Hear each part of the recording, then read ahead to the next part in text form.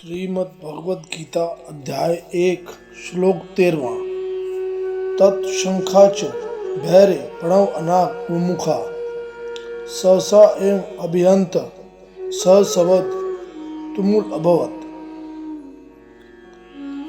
इस शब्दों का अर्थ है तत् उसके बाद, शंखा शंख, च और, भैर यानी नगाड़े, प्रणव अनाग गोमुखा ढोल मृदंग और सिंह जैसे वाद्य सहसा एवं एक ही साथ, अभियंता जोर से बज उठे, सशब्द वह ध्वनि, तुमूल अभवंत बहुत प्रचंड और गूंजदार हो गई है। इसका सरल अर्थ है इसके बाद शंख नगाड़े ढोल और अन्य युद्धवाद एक साथ बज उठे और उनकी अत्यंत प्रचंड ध्वनि और गूंजदार हो गई।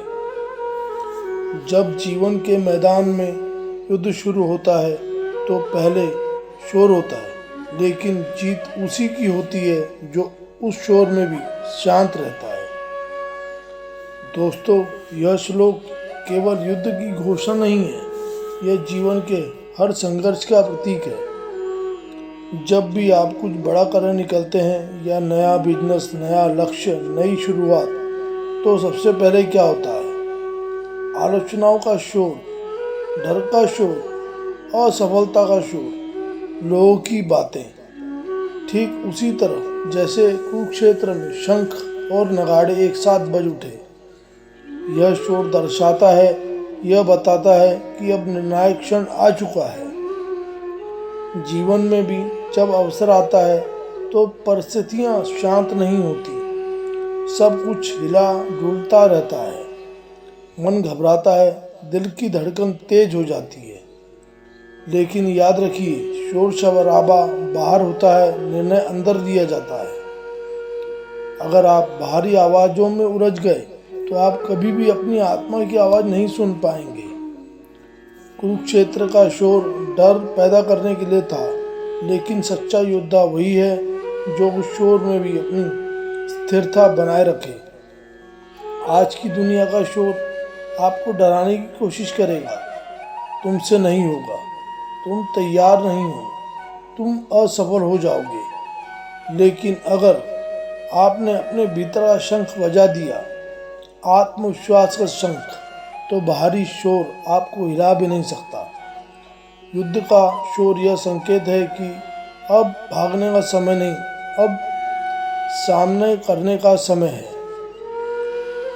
दोस्तों, इससे हमारे जीवन की, रोजमर्रा के जीवन की 5 सीख जो अपने जीवन में उतारने लायक सीख है।